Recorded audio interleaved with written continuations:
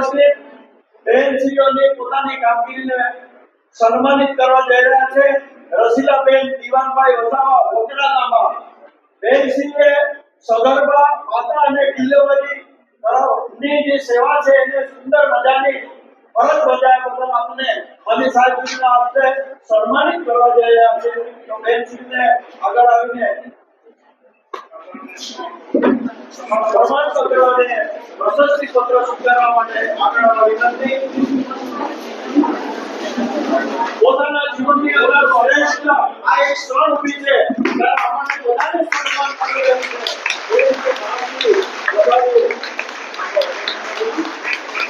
કર્ણાવતીબેન જસવંતભાઈ વસાવા ગોળ બેનશ્રીએ પણ સગર્ભા માતા અને ડિલિવરીની સેવા સુંદર રીતે બજાવી છે. તો એ સમય દરમિયાન આપની સેવાને વધાવીએ છીએ. કર્ણાવતીબેન બેનશ્રીએ પણ સગર્ભા માતા ડિલિવરીના સમયે અને વિશેષ બાળ રસીકરણ પ્રશંસનીય સેવા બજાવી છે. પોતાના એક દિવ્યાંગ તરીકે પણ છતાં વિશિષ્ટ સેવા આગળ બજાવી છે. એમને આપણે સન્માનિત કરવા જઈ રહ્યા છે.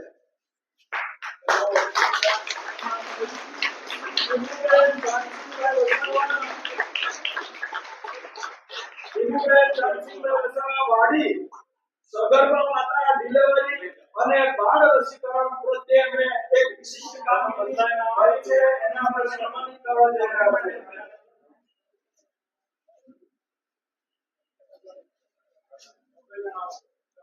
જોરદાર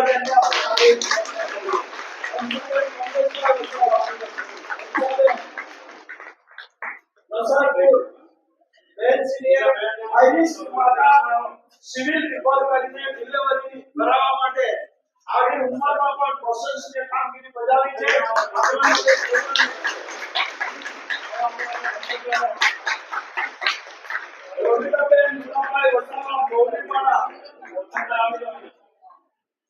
બેનશ્રીએ પણ હાઈ રિસ્ક માતા સિવિલ રિપોર્ટ કરીને ડિલિવરી કરાવીને એક સરસ મજાની ઉમદા સેવા બજાવી છે. પ્રશંસનીય કામગીરી કરી છે. એના માટે બેનશ્રીને પણ અભિનંદન કરીએ છીએ.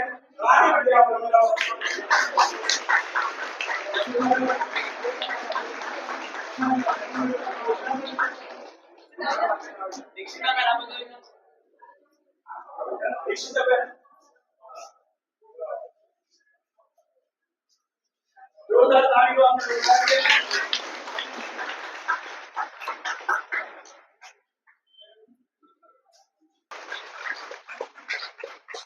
ધન્યવાદ. આજના કાર્યક્રમમાં અને વિશેષ જે હેતુ માટે આપણે જે ઉપસ્થિત રહ્યા ઉપસ્થિત તમામ પદાધિકારી સાહેબશ્રી અને તમામ મહાનુભાવો, તમામ કર્મચારીઓ અને તમામ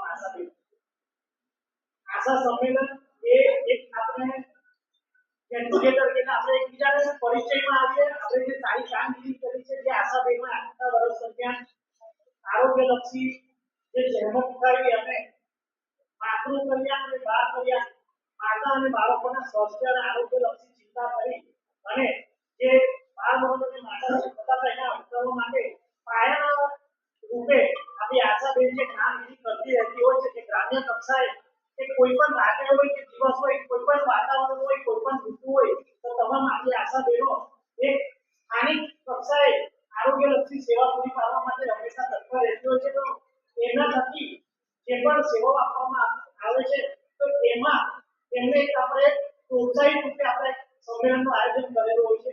જેમાં આજે માનવ સાહેબશ્રીના આપણે મળે છે કે તમે આ દિવસે રાજ્યો અને સાહેબનો ખૂબ ખૂબ આભાર માનું છું કે સાહેબ આપણી સાથે આજે સવારથી જોડાયેલા છે. સાહેબ આજે આપણે બ્લડ ડોનેશન કેમ્પનું પણ આયોજન કરેલું. સાહેબ સાથે મીટિંગ કરીને આજે આપણી વચ્ચે સાહેબ ઉપસ્થિત છે. સાહેબ આપનો પણ ખૂબ ખૂબ સ્વાગત કરું છું અને તમામને હું ખાસ કહું છું કે આજે સાહેબ આશા સંમેલનમાં જે સ્ટેજ પર આપણે જે આશા બહેનોને પ્રોત્સાહિત કર્યા છે એ આશા બહેનો એકલા નથી. તમામે તમામ આશા બહેનોએ સારામાં સારી કામગીરી કરેલ છે અને તમને ખાસ અભિનંદન આપવા માંગુ છું. કારણ કે આપણા ઉમરપાડા તાલુકો એ સુરત જિલ્લાનો છેવાડાનો તાલુકો આપણે જોઈએ તો કહેવાય છે અને અહીંયાથી ઘણી બધી સગર્ભા બહેનોને સુવાવડ માટે સાહેબ આપણે સુરત સુધી છે હજી 3 કલાકનો રસ્તો પાર કરીને આપણી આશા બહેનો લઈ જાય છે સાહેબ. અને ઘણા એવા બાળકો છે કે જેને કદાચ જન્મતા આગળની મોટી હોસ્પિટલમાં લઈ જવાની જરૂર પડતી હોય છે, તો એના માટે પણ આપણી આશા બહેનો સાથે જતી હોય છે. અને ઘણી એવી માતા અને બાળકોના આપણે જીવ જોખમમાં મૂકતા સારી રીતે આપણે એમને સારી રીતે બચાવી શક્યા છે. તેના માટે સૌને ખૂબ ખૂબ એકવાર આપણે સારી સાથે આપણે બધામાં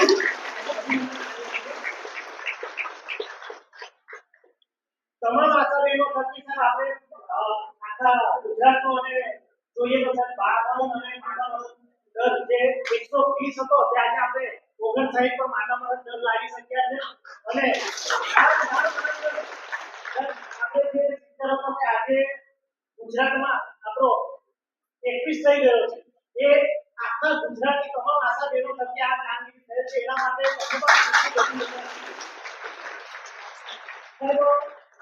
આપણો તાલુકો એકદમ દુર્ગમ વિસ્તારમાં કહેવાય અને ત્યાંથી પણ આરોગ્ય સેવાઓ દરેકને મળી જાય છે.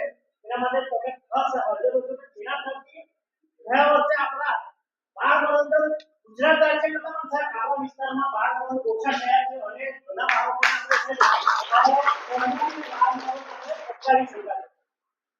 તો આજે આપણે આશા બહેનોને થોડા ઇન્સેન્ટિવ છે અને જે યોજના છે મળી છે એના માટે આપણે થોડી સમજાવી આપી દઈશું. આપણા ઘણા બધા સરકારના પ્રોગ્રામો છે, જેમાંનો એક ખાસ મેઇન છે પ્રધાનમંત્રી ટીબી મુક્ત ભારત અભિયાન, જે માનનીય વડાપ્રધાન સાહેબ શ્રી દ્વારા આહવાન કરેલ છે કે આપણે 2030 સુધી આપણા ભારત દેશને ટીબીમાં એકદમ કંટ્રોલમાં લાવી દઈએ કે હાલમાં 1 લાખની વસ્તી આપણને એક જ ટીબીનો દર્દી મળે. વધુમાં વધુ એક ટીબી આપણા ઉમરપાડા તાલુકાની વસ્તી આપણે જોઈએ તો 1 લાખ બનીએ તો આપણે ખૂબ સમયમાં પંચાયતથી આપણે એક પંચાયત આપણે ટીબી મુક્ત કરતા આપણે આપણા ઉમરપાડા તાલુકાને આપણે ટીબી મુક્ત माता की जय, बोलो भगवान बिरसा मुंडा की जय, बोलो कुलदेवी देव मोगरा मात की जय। भाई बहनों, आज उमरपाड़ा मुकामे आशा वर्कर बहनों सम्मेलन में सौनी वच्चे उपस्थित तालुका पंचायत प्रमुख भाई श्री रमेश भाई, जिला पंचायत सदस्य भाई श्री राजूभाई, भारतीय जनता पार्टी प्रमुख भाई श्री अमित भाई, जिला मंत्री भाई श्री शामसी भाई, माजी जिला पंचायत प्रमुख एवं मामा मंच पर उपस्थित रहेला अन्य जिला पंचायत तालुका पंचायत सभ्यश्रीओ, सरपंच मित्रों, आरोग्य विभागना अधिकारी मित्रों અને ખૂબ મોટી સંખ્યામાં ઉપસ્થિત રહેલી ઉમરપાડા તાલુકાની મારી આશા વર્કર બેન, એનો આજનો દિવસ આમ તો સમગ્ર દિવસ અમે આરોગ્ય વિભાગ માટે ફાળવ્યો છે નથી. થોડા દિવસ પહેલા આપણા આરોગ્ય વિભાગના અધિકારીશ્રીએ મારી સાથે મળવાનું થયું અને સાહેબ આપણે 2-3 મીટિંગો આરોગ્યને લક્ષી કરવી છે. એમાં એક બેઠક હતી રોગી કલ્યાણ સમિતિ. રાજ્ય સરકાર દ્વારા 5 થી 7 લાખ રૂપિયા જેવું દોડ આપણા ઉમરપાડાની હોસ્પિટલમાં નાની જે જરૂરિયાતો છે એના માટે ક્યાં ખર્ચ કરવો એ અંગેની આજે નાનકડી મીટિંગ પણ થઈ. મને ખૂબ આનંદ થયો. બાકી બધી હોસ્પિટલો કરતા ઉમરપાડા તાલુકાનો જે આપણો સ્ટાફ છે, એ ચાહે ડોક્ટર મિત્રો હોય, નર્સિંગ સ્ટાફ હોય કે આશા વર્કર બહેનો, એ બધા સમાજનું કામ કરવા માટે ખૂબ ઉત્સાહી અને ખરેખર એમને જરૂરિયાત હતી એવા વિસ્તારની અંદર એવા સાધનો ખરીદવા માટે આજે આ રોગી કલ્યાણ સમિતિની અંદર નિર્ણયો લેવામાં આવ્યા. અને આપણા તાલુકામાં એવું કહેવાય છે કે બીમાર પડીએ તો બારડોલી, માંડવી, સુરતથી બ્લડ તો ચડાવીએ પણ કોઈને બ્લડ આપતા નથી. આપણા આદિવાસી સમાજમાં આવી એક માન્યતા છે. તો એ માન્યતા પણ આપણે ભંગ કરીએ અને આદિવાસી સમાજ પણ જરૂર પડે તો સેવા તો કરે છે, પણ જરૂર પડે તો પોતાના શરીરનું લોહી એટલે કે બ્લડ પણ આપી શકીએ છે. અને મને તો જે યુવા લોકો ત્યાં મળ્યા એમને ખરેખર અભિનંદન આપવા પડે કે 2 જણ એવા હતા કે જેમણે તો 26 વખત બ્લડ આપ્યું. આપણા તાલુકામાં પણ આવા બ્લડ આપનારા યુવાનો છે એની આપણને માહિતી નહોતી. અને બીજી વધારાની માહિતી એ પણ મળી કે વન વિભાગમાં એક ભાઈ કામ કરે છે એને તો 42 વખત આપ્યું છે.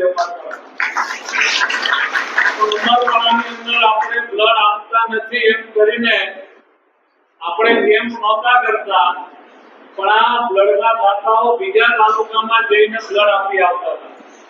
એટલે એક જે માન્યતા હતી કે આદિવાસી સમાજ બ્લડ નથી આપતો એ માન્યતા પણ આજેથી દૂર થઈ છે. એટલે હવે સમયાંતરે આપણા તાલુકાની અંદર બ્લડ ડોનેશનના કેમ્પ પણ આપણે બધાએ સાથે મળીને ચલાવવાના રહેશે. અને સાથે સાથે અધિકારીનો આગ્રહ હતો કે સાહેબ આપણી આશા વર્કર બહેનો છે એ ખરેખર સમગ્ર ઉમરપાડા તાલુકાની અંદર એક ગામમાં જઈને શિવાળાથી શિવાળાના ફળિયામાં પણ જઈને જે ગરીબ બહેનો છે, જે ગરીબ લાભાર્થીઓ છે એમને સુધી આરોગ્ય વિભાગના લાભો પહોંચાડવાનું કામ કરે છે. એમનો પણ આપણે એક આશા વર્કર સંમેલન કરીને જેમણે પણ સર્વશ્રેષ્ઠ કામગીરી કરીને બતાવી છે એવા થોડા ઘણા બહેનોનું પણ સન્માન કરી. આમ તો બધા જ બહેનો ખૂબ મહેનત કરે છે, તો એવા બહેનોનું પણ આજે અહીંથી આપણે સન્માન કર્યું. મને એવું હતું કે ભાઈ 5, 10, 20 બહેનોનો નાનકડો કાર્યક્રમ હશે, પરંતુ અહીંયા તો આખો હોલ એ આશા વર્કર બહેનોથી ભરાઈ ગયો. કેટલી સંખ્યા છે મોટો તાલુકામાં? 162 કાર બેસે એટલે 112 જેટલી બહેનો આપણી અવિરતપણે 24 કલાક ગામડામાં આપણા સમાજની સેવામાં રહે છે. આટલો મોટો આંકડાની તો મને ખ્યાલ નહોતો, પણ આટલું બધું જ્યારે તમે બહેનો કામ કરતા હોય ને મારા હસ્તે તમારા બહેનોનું સન્માનનો કાર્યક્રમ હોય તો ખરેખર તો પણ બધાની માફી માંગુ છું કે રક્ષાબંધન હમણાં કહે છે, મારે પણ કંઈ ભેટ આજે લઈને આવવાની જરૂર હતી. અમારી બહેનો આટલું બધું કામ કરે છે. છતાં જાહેરાત કરી દઉં છું કે હાલમાં જ રક્ષાબંધન ગઈ છે એટલે જેટલી પણ મારી 112 બહેનો કે 120 જે બહેનો હશે એ બધાને મારા તરફથી ખૂબ સુંદર સાડી મોકલી મિત્રો તમારા સુધી પહોંચાડશે. એટલે આપને પણ બહેનો ખૂબ ખૂબ અભિનંદન આપીએ છીએ કે ભલે આપણું કામ નાનું છે પણ આપણા આદિવાસી સમાજ અને દેશની ખૂબ મોટી સેવાનું કામ છે. આપણે 15-20 વર્ષ પહેલા જાણતા નહોતા. આજે મને પણ યાદ છે કે ગામડામાં કંઈ થયું હોય તો બળદગાડો જોડીને કે મોટરસાયકલ ઉપર 50 કિલોમીટર દૂર આપણે હોસ્પિટલમાં લઈ જતા ત્યારે નાની મોટી કઈ સારવારો થતી. એટલે આરોગ્ય વિભાગ શું છે 20 વર્ષ પહેલા આપણે જાણતા નહોતા.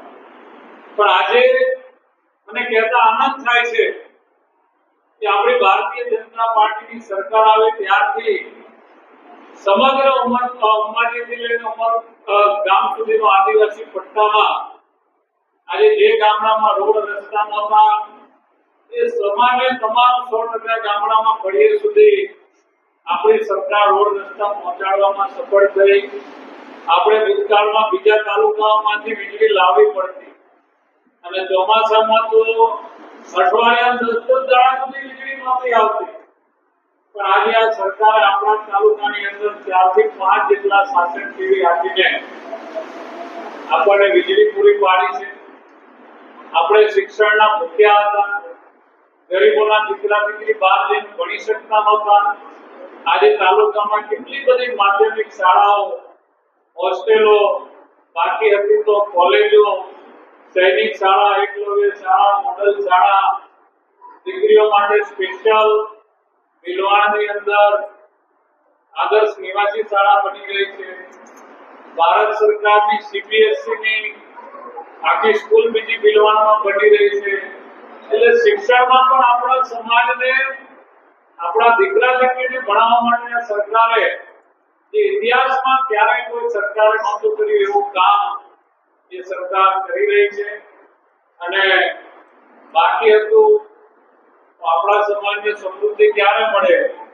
બારે માસ સિંચાઈની યોજના હોય તો મળે. તો આજે રાજ્ય સરકારે પહેલા તબક્કામાં આપણને 750 કરોડ આપ્યા, બીજા તબક્કામાં 210 કરોડ આપ્યા, એટલે 1100 કરોડ રૂપિયા સિંચાઈનું પાણી ઉમરપાડામાં આવે એના માટે સરકારે ફાળવ્યા. એ તો ન ભૂતો ન ભવિષ્ય ક્યારેય પણ આટલા ડુંગરા વટાવીને 800 મીટર પાણી ચડાવીને કોઈ દિવસ ઉમરપાડામાં પાણી આવે ખરું? 800 મીટર. પણ આજના ટેકનોલોજીના જમાનામાં એ શક્ય બન્યું અને એક ડુંગરથી બીજા ડુંગર, બીજા ડુંગરથી ત્રીજા ડુંગર આપણે પાણી ચડાવીને હવે માત્ર લાઇટનું કનેક્શન બાકી છે. એમાં પણ જંગલમાં જેટલી લાઈન નાખવાની હતી લાઈટની નંખાઈ ગઈ. માત્ર ખેડૂતોના ખેતરમાં થઈને જે થાંભલા ઉભા કરવાના છે ચોમાસાનો પાક એમાં બગડે નહીં એટલે સોનગઢના ખેડૂતોએ આ પૂરતું કામ અટકાવ્યું છે. એ વીજળીનું કનેક્શન થઈ જશે એટલે 3 મહિનામાં તાપી મૈયા ઉમરપાડા તાલુકાની નદીઓમાં વહેતી થઈ જવાની છે. આ બધું જ કરીએ પણ આપણો સમાજ જો તંદુરસ્ત ના હોય તો ચાલે ખરું? તો એ સમાજને તંદુરસ્ત રાખવાનું કામ આરોગ્ય વિભાગનું છે. અને સરકારમાં આપણે ખૂબ રજૂઆત કરી અને જિલ્લા કક્ષાની હોસ્પિટલ 100 બેડની આપણી મંજૂર થઈ ગઈ છે. એના માટે સરકારને તાળીઓ પાડીને અભિનંદન આપો. એન્જિનિયર પણ એ મીટિંગમાં હાજર હતા. એમને પૂછ્યું કે 50 કરોડ રૂપિયાની 100 બેડની હોસ્પિટલનું ટેન્ડર પણ થઈ ગયું છે. 5 જેટલા ક્લાસો અધિકારીની નિમણૂક થઈ ગઈ છે.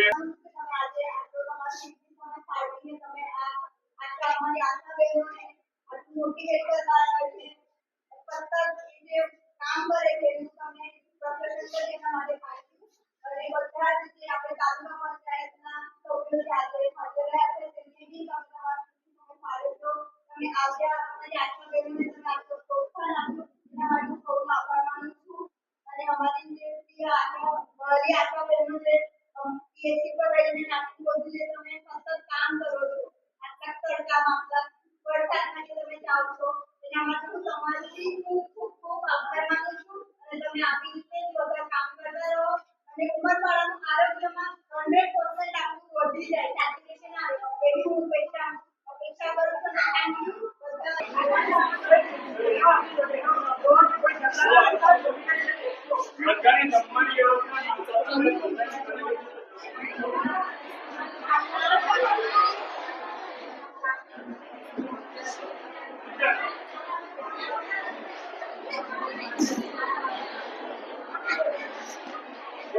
બધા માટે જમવાની વ્યવસ્થા છે.